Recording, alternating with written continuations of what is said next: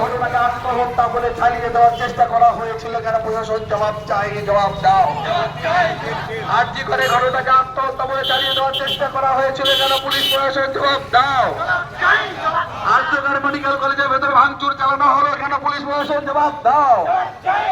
অবিলম্বে পুলিশ মন্ত্রীকে পদত্যাগ করতে হবে। We want justice. We want justice. You want justice.